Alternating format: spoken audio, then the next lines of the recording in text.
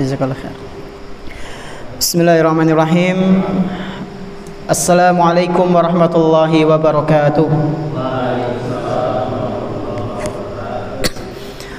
Alhamdulillahirabbil alamin, wassalatu wassalamu ala nabiyyina Muhammadin wa ala alihi wa ashabihi wa man tabi'ahum bi ihsanin ila yaumiddin.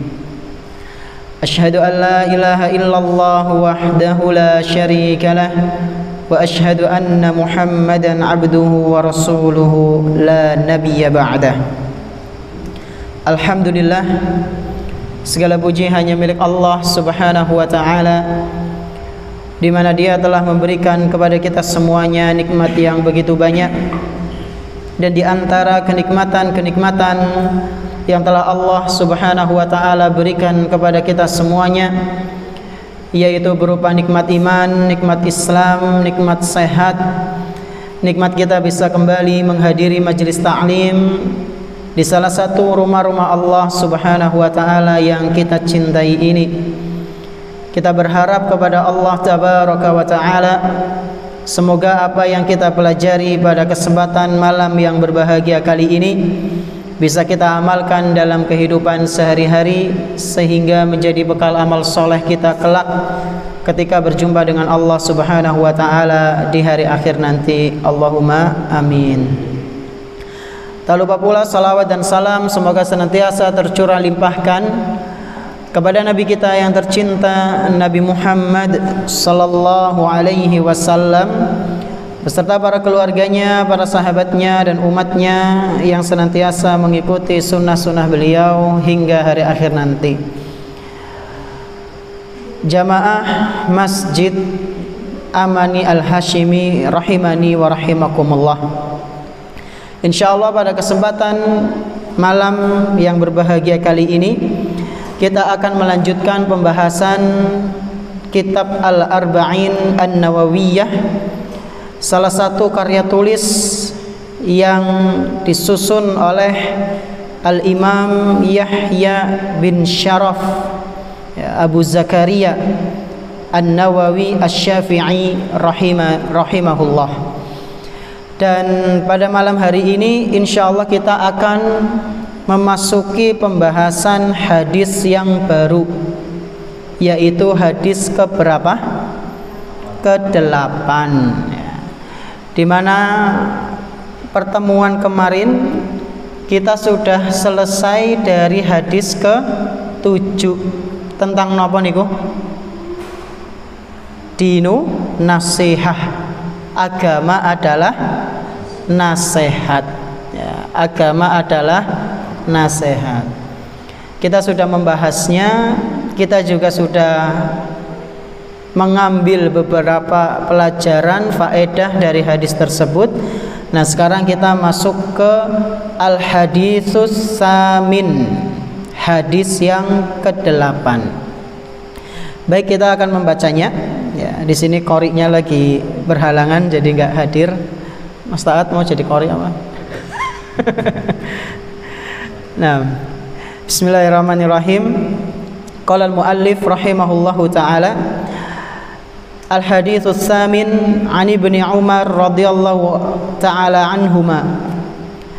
Qala Rasulullah sallallahu alaihi wasallam, umirtu an uqatilan nasa hatta yashhadu an la ilaha illallah wa anna Muhammadan Rasulullah wa yuqimus shalah wa yu'tuz zakah fa idza fa'alu dzalika asamu minni dima'ahum wa amwalahum illa bihaqqil islami wa hisabuhum 'ala Allah. Rawahul Bukhari wa Muslim.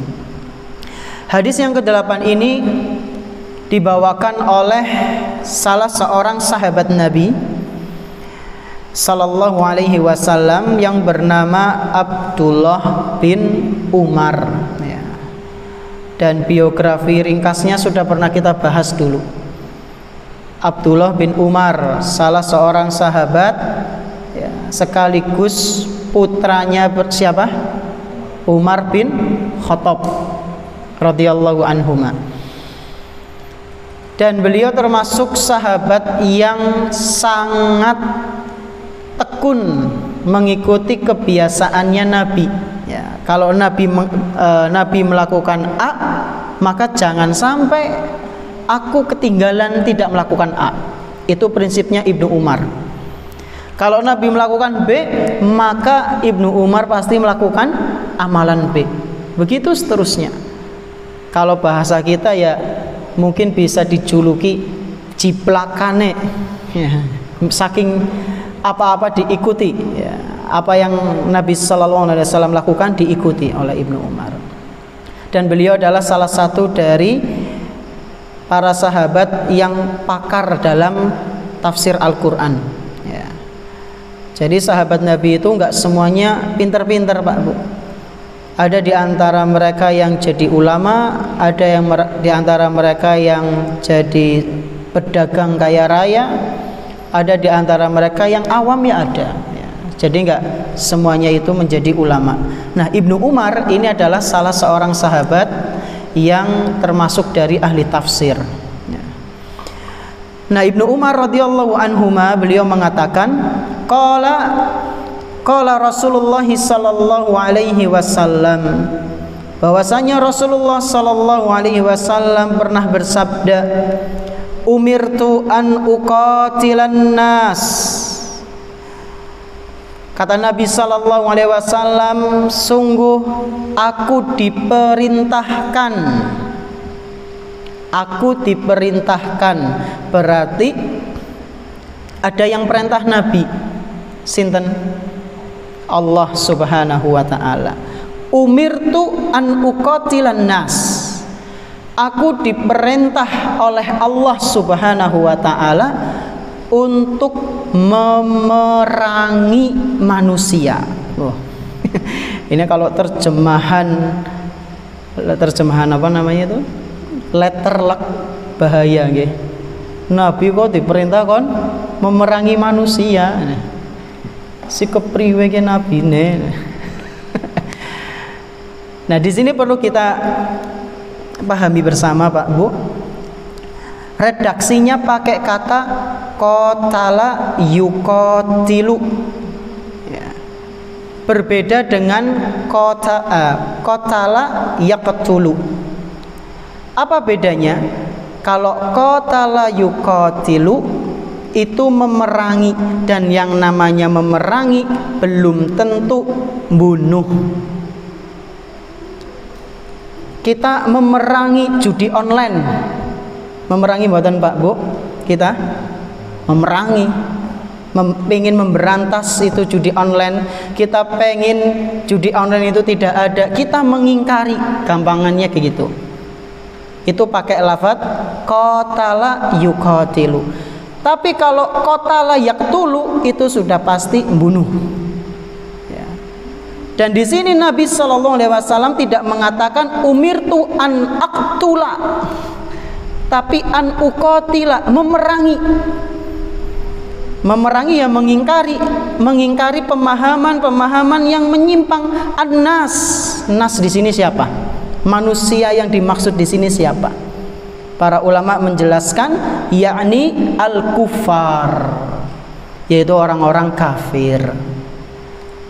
Jadi yang diperangi oleh Nabi Sallallahu Alaihi Wasallam yang paling utama adalah orang-orang kafir. Maka jangan sampai hadis ini ditujukan kepada orang Muslim, orang pas. Ya. Ada seorang Muslim, zahirnya soleh, zahirnya ahli ibadah, diperangi, ya. Diperangi dalam artian diingkari dalam artian is aja batiran karo kae. Ya. Dalilnya apa? Umirtu an uqatilan nas. Ya. Mas itu syarahnya dibaca. Ya. Di sini Syekh Shalih Al Fauzan mengatakan al-kufar, itu orang-orang kafir. Sampai kapan mereka diperangi? Hatta yashhadu an la ilaha illallah wa anna Muhammadar Rasulullah. Orang-orang kafir akan terus diperangi oleh Rasulullah sallallahu alaihi wasallam sampai mereka mau bersyahadat. Berarti masuk Islam. Ini yang pertama. Wa yuqimus shalah, dan mereka mau menunaikan salat. Wa yu'tuz zakah, dan mereka mau menunaikan zakat. Kalau mereka mau masuk Islam dan mereka menunaikan salat, kemudian menunaikan zakat, maka sudah tidak akan diperangi oleh Nabi sallallahu alaihi wasallam. Dan di sini lagi-lagi kalau kita cermati bersama Pak Bu, Imam An-Nawawi rahimahullahu ta'ala membawa hadis yang isinya tentang perintah sholat, dan sudah banyak hadis-hadis yang berlalu menyinggung dalam masalah apa? Sholat. Kenapa kok sering kali dibawakan? Ya di antara maksudnya karena sebagai pengingat bahwasanya sholat itu adalah amalan yang sangat penting. Bahkan di sini kata Syekh Saleh Al-Fauzan hafizahullah, wa yuqimus shalah fala yakfi an yashhada an la ilaha illallah wa anna muhammadar rasulullah, bal la budda an ya'mala bi muqtada syahadatain. Seseorang itu kalau sudah bersyahadat, sudah mengucapkan asyhadu alla ilaha illallah wa asyhadu anna muhammadar rasulullah, itu belum cukup, kata beliau. Kata para ulama, orang yang mengatakan syahadat atau bersyahadat asyhadu alla ilaha illallah wa asyhadu anna muhammadar rasulullah, itu belum cukup, Islamnya belum sempurna. Terus biar sempurna bagaimana? Bal labudda an ya'mala bi muqtada syahadatain. Biar Islamnya sempurna, dia harus menjalankan konsekuensi syahadat itu. Seseorang kalau melakukan sesuatu pasti ada konsekuensinya. Nah, orang sudah bersyahadat, maka dia harus menjalankan konsekuensinya. Apa itu konsekuensinya? Kata beliau, wa a'zamuhu as-shalah. Konsekuensi paling agung dalam syahadat itu adalah salat. Salat apa yang dimaksud? Al-muradu as-shalawatul khamsu al-mafruḍah, yaitu salat 5 waktu. Jadi sholat 5 waktu ini termasuk konsekuensi teragung, konsekuensi terbesar yang harus kita tunaikan ketika kita sudah bersyahadat. Oleh karena itu jangan sampai meninggalkan sholat 5 waktu. Kalau ada uzur ya sholat di rumah. Adapun sholat sunnah gimana Ustadz? Ya dikerjakan itu jauh lebih baik, tidak dikerjakan eman-eman, utuh ora apa-apa, tapi napa? Eman-eman.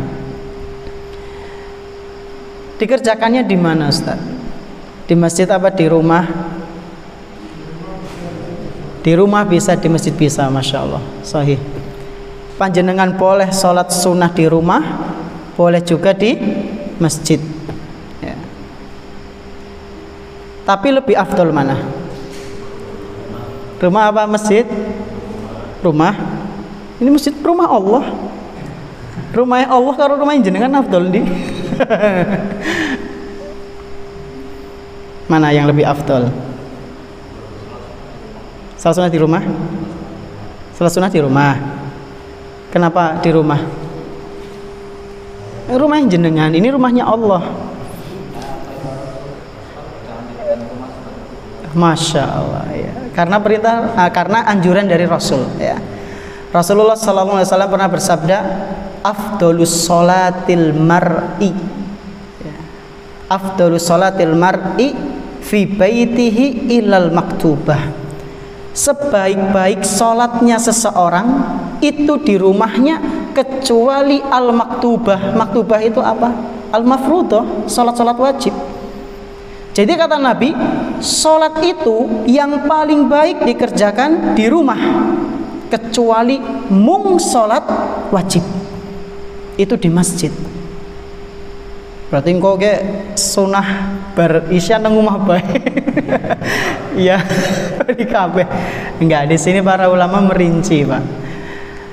Kalau kita pengen mensyiarkan Islam, maka sunnah ditampakkan itu jauh lebih baik. Apalagi di zaman seperti ini. Ya. Jangankan sunnah, kita mengerjakan yang wajib diketon alim banget. Masya Allah sih sholat 5 waktu ya. Itu kan kewajiban. Tapi seakan-akan orang melihat itu adalah suatu yang istimewa. Loh, itu wajib, Mas. Ya. Kudune panjenengan kowe heran karo wong sing ora salat ya. Itu wajib. Tapi kenapa kok kewajiban yang sudah seharusnya dilakukan oleh seorang muslim itu adalah sesuatu yang sangat istimewa gitu. Ya. Ada orang ke masjid salat 5 waktu, kayaknya ini manusia langka gitu. Karena sholat, lah padahal itu kan kewajiban. Ya karena saking asingnya, ya, saking asingnya ajaran Islam di zaman ini. Ya. Fatuba lil ghuraba. Ya, maka beruntunglah orang-orang yang dianggap asing oleh manusia pada umumnya. Ya. Nah kalau misalnya kita ingin mensyiarkan Islam, ajaran Islam ini loh, sholat sunnah ada, maka nggak apa-apa di masjid ya. Takutnya orang itu nggak tahu ada sholat sunnah ya. Takutnya orang itu nggak tahu ada sholat sunnah setelah maghrib atau setelah sholat-sholat yang lain. Nah ini yang kedua. Yang pertama adalah masuk Islam. Yang kedua, Nabi SAW memerintahkan untuk menunaikan sholat. Kemudian yang ketiga, kata Nabi SAW, yaitu menunaikan zakat. Ya. Nabi SAW memerintahkan untuk menunaikan zakat. Wa yu'tuz zakah, dan hendaknya mereka orang-orang yang sudah bersyahadat menunaikan zakat. Ya. Karena Pak Bu, kenapa kita harus menunaikan zakat? Karena di dalam harta kita itu ada hak orang lain yang harusnya mereka mendapatkan hak tersebut.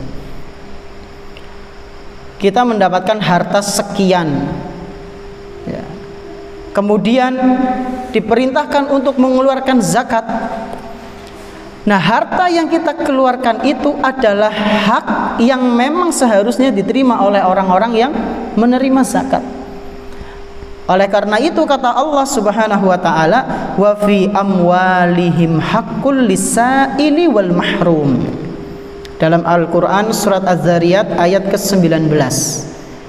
Dan di harta mereka itu orang-orang yang sudah berhak untuk mengeluarkan zakat, di harta orang-orang itu, di harta mereka itu hakun, ada hak yang sudah seharusnya diberikan lisail kepada orang-orang miskin yang minta-minta, wal mahrum, dan orang miskin yang tidak minta-minta. Jadi kita mengeluarkan zakat fitrah itu ya sebenarnya untuk orang-orang yang memang tidak mampu.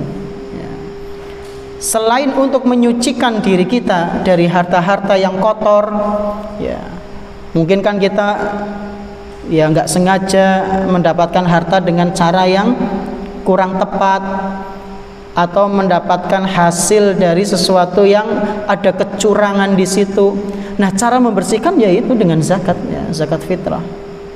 Kue setahun sepisan ya, jangan sampai tidak membayar.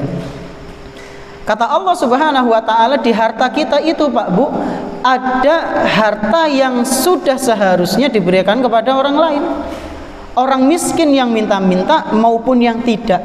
Dan para ulama mereka mengatakan orang miskin yang tidak minta-minta itu jauh lebih berhak untuk mendapatkan bantuan dari kita. Ya. Kenapa mereka jauh lebih berhak? Karena mereka menjaga harga diri mereka ya. Maka para ulama mengatakan orang miskin yang tidak minta-minta itulah yang jauh lebih berhak ya. lebih afdol, karena mereka telah menjaga harga diri mereka. Tapi ya kadang sulit kita ya mencari orang miskin yang tidak minta-minta, kudu duit data nih di situ. Ya, karena sekarang ya cukup membingungkan gitu. Wallahu a'lam bishawab. Nah, kemudian kata Nabi sallallahu alaihi wasallam, fa idza fa'alu dzalika asamu minni dima'ahum wa amwalahum. Apabila mereka, yaitu orang-orang yang tadinya bukan muslim kemudian masuk muslim, menunaikan salat, menunaikan zakat, fa idza fa'alu dzalik, apabila mereka melakukan itu, asamu minni dima'ahum wa amwalahum, maka darah mereka, harta mereka terlindungi, tidak boleh aku perangi.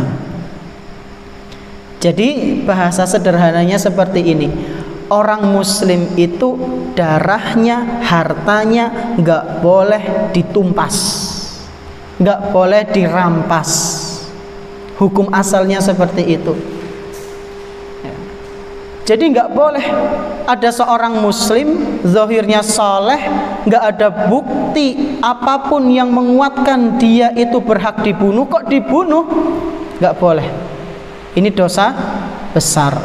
Karena darah seorang muslim itu haram untuk ditumpahkan. Pada asalnya seperti itu. Lalu kata Nabi sallallahu alaihi wasallam, wa amwalahum, begitu pula dengan harta mereka. Hartanya seorang muslim itu tidak boleh dirampas, tidak boleh diambil secara paksa, tidak boleh dicolong. Nah, pertanyaannya, yang namanya harta niku sih nopo? Harta niku nopo? Barang-barang yang berharga. Contohnya aset kekayaan. Kalau niki misalnya panjenengan punya apa namanya ya? Apa itu jenis? Hah? Buat air, itu namanya? Kran ya. Kran lah, kran ke depan rumah. Itu harta bukan? Keluar air kita nampung gitu. Itu harta bukan? Harta. Jadi kata para ulama, harta adalah segala sesuatu yang kita bisa memanfaatkannya. Berarti kalau di sini lampu, kipas angin, terus apa malih? Mic. Ya kabehan ya, kenapa? Kabehan ya. Ini kan bisa kita manfaatkan semua. Inilah harta. Maka kita nggak boleh sembarangan memakai harta tersebut tanpa izin. Contohnya kayak tadi kran misalnya. Kita ngambil air, itu sama saja kita ngambil harta. Hartanya siapa? Yang punya air. Maka harus izin. Ya. Kalau misalnya lagi nggak ada, ya nunggu sampai ada. Ya. Pengen nang masjid, nyong pengen adus ya sumuk banget ya. Padahal ya masjidnya itu masjid yang dia nggak biasa di situ. Misalnya dia lagi safar kemana gitu, maka dia mandi di situ. Maka ya eloknya ya lebih amannya nunggu takmirnya atau anggota dari takmir itu ada, kita izin. Kenapa? Karena air yang kita gunakan itulah harta. Jadi harta itu nggak cuma uang Pak, atau pulpen ya. Pulpen bisa kita manfaatkan buatan? Bisa. Maka ketika kita pinjam pulpen teman kita untuk nulis tugas sebuku yang tong pulpennya, kalau kita nggak bilang, itu sama saja kita ngambil harta orang. Nah, seorang muslim hartanya nggak boleh diambil pada asalnya. Atau motor ya, nyong nyili ya, motore ming di minganah maring Purwokerto Purbalingga nganahe ngendi nganah Purwokerto nganah Purbalingga bali-bali bensinnya sat itu harta bukan harta. Bensin itu kan harta, bisa dimanfaatkan ya. Maka nggak boleh kalau kita makainya nggak izin kemudian menghabiskannya dalam kadar tertentu ya. Ini hukum asalnya Pak Bu. Hukum asalnya darah seseorang, harta seseorang itu nggak boleh ditumpahkan, nggak boleh dirampas. Nah kemudian Nabi SAW mengatakan illa bihaqqin. Kapan darah seseorang, ya, kapan darah seorang muslim itu boleh ditumpahkan? Nah, illa bihaqqin, apabila ditumpahkan dengan cara yang benar. Ada hukum-hukum dalam syariat yang membolehkan membunuh seorang muslim. Wah, mesti ini teman gue. Wonten Pak Bu? Wonten. Contohnya napa?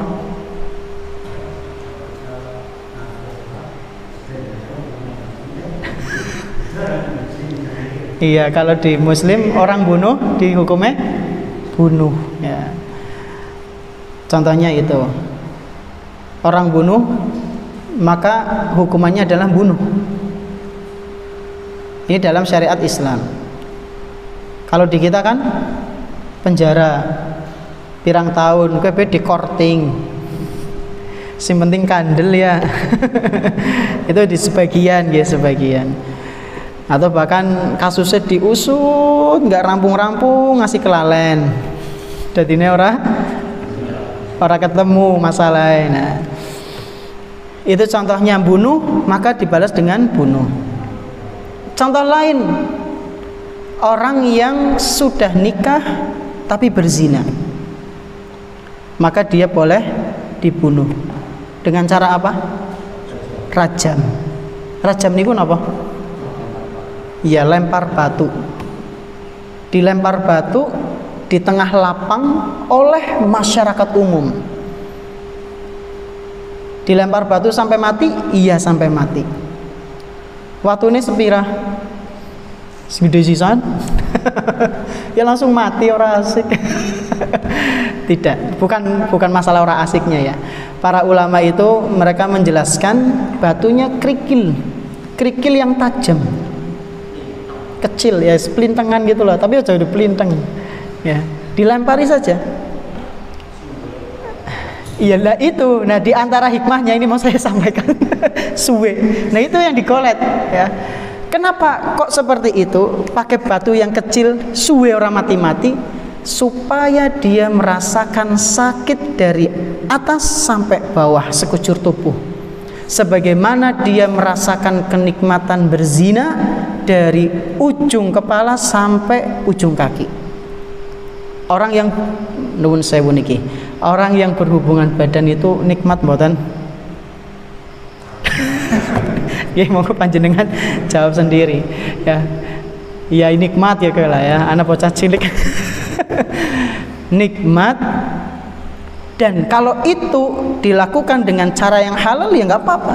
Tapi kalau dengan cara yang haram, apalagi dia sudah menikah, maka balasannya setimpal, dirajam. Nah pertanyaannya Ustaz, apakah ketika orang itu dirajam nanti di akhirat kena dosa dia berzina padahal dia sudah nikah? Jawabannya tidak. Ada riwayat yang mengatakan innal hududa kafarah. Sesungguhnya hukum had itu sebagai penggugur azab nanti di akhirat. Jadi kalau orang sudah nikah kok zina lalu dia dirajam, di akhirat dosanya itu udah gugur. Azab rajam di akhirat itu udah nggak ada karena sudah mendapatkan azab di dunia ya. Sebagaimana Nabi SAW pernah mencambuk siapa? Santri masih ingat Mbak? Nyambuk siapa? Kajian kemarin malam kelalenta kebangetan. Sahabat Nabi yang dicambuk karena menyebarkan berita hoax. Hasan bin Sabit ya. Hasan bin Sabit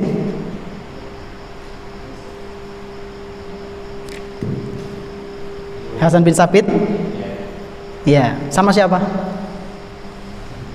Mistah ya, radhiyallahu anhu. Itu nyebar berita hoax, nyebar berita tentang selingkuhnya Aisyah radhiyallahu anha. Nggak bisa mendatangkan bukti ya. Maka kata Allah Subhanahu wa taala dalam surat An-Nur di awal-awal itu, walladzina yarmunal muhsanati tsumma lam ya'tu bi arba'ati syuhada ya, fajliduhum samanina jaldah. Orang-orang yang menuduh wanita-wanita muslimah dengan tuduhan keji, dengan tuduhan-tuduhan yang padahal dia tidak melakukannya, si pezina lah, tukang lesbi lah misalnya, dan dia nggak bisa mendatangkan 4 saksi, maka kata Allah, fajliduhum samanina jaldah, cambuk mereka sebanyak 80 kali. Nah, Hasan bin Sabit ini kena ya, dicambuk 80 kali. Ada orang munafik, Abdullah bin Ubay bin Salul, itu nggak dicambuk sama Nabi Sallallahu Alaihi Wasallam. Kok bisa Abdullah bin Ubay yang orang munafik nggak dicambuk, sementara Hasan kok dicambuk? Kata para ulama menjelaskan supaya azab yang ditimpakan kepada Abdullah bin Ubay bin Salul berkali lipat di akhirat, dan Hasan tidak mendapatkan azab nanti. Jadi sudah kafarohnya di bumi ya. Jadi kalau misalnya kita ngerasa kena azab gitu ya, bersyukur ya, aja nersula dunyung diazab apa ya. Wingi bocor ngarep omah, siki mburi omah ya, banjir, sainge pada mabur ya, aduh azab apa ya, jan sem ya. Harusnya kita bersyukur.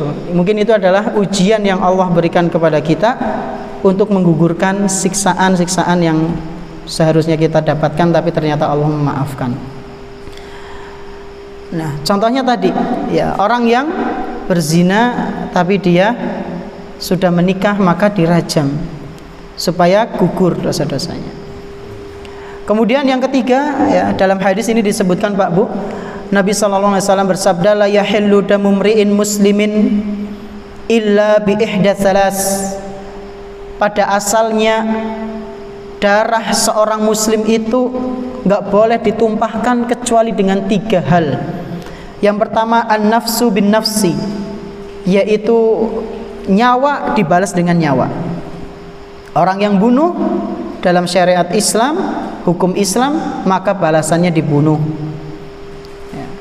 Wasayyibu az-zani, dan orang tua yang sudah menikah kok zina, maka dia dirajam. Dan yang ketiga kata Nabi, wattariku lidinihi al-mufariqu lil jamaati, yaitu orang yang murtad, memisahkan diri dari jamaah kaum muslimin. Maka jika dia murtad di negeri Islam yang menegakkan hukum Islam secara sempurna, dia dibunuh. Orang murtad dibunuh Pak Bu. Tegel teman ya, tegel mboten ya, perasaan manusia biasanya kayak gitu, tegel teman melasi teman ya. Jadi dia tadinya muslim terus murtad, kata Nabi itu nggak apa-apa dibunuh, tapi yang bunuh apa? Pemerintah. Hikmahnya apa? Kok orang murtad itu boleh dibunuh? Hikmahnya apa Pak Bu? Supaya apa? Apa Bang? Supaya orang lain jerak. Oh iya, ben orang murtad gitu ya. Ya bisa sih ya. Kayak tadi orang dirajam hoyu ge. Sing wong tua ge sing wis pada bojo aja pada zina ge. Akibatnya kayak gitu. Ya. Ben mandan mikir 1 juta kali, udah 1000 kali, 1 juta kali. Ya, nyuwis bojo arep mas arep zina gitu. supaya mikir lagi. Nah, itu diantaranya. Ya, saya sudah di Islam, masa keluar nanti dibunuh ya. Itu diantara hikmahnya. Diantara hikmah yang lain adalah, kata para ulama, supaya dia tidak menyebarkan ajaran kesesatan dia. Apalagi dia setelah seorang muslim ya. Ketika seseorang dia beragama Islam, tentu dia kalau misalnya orang cerdas, dia tahu kelemahan kaum muslimin. Dan ini yang digunakan oleh orang-orang pembenci Islam, Pak Bu. Namanya apa itu? Freemasonry apa ya? Freemasonry gimana? Benar apa salah? Pokoknya orang yang mempelajari Islam untuk merusak Islam dari dalam. Ya, orang-orang barat.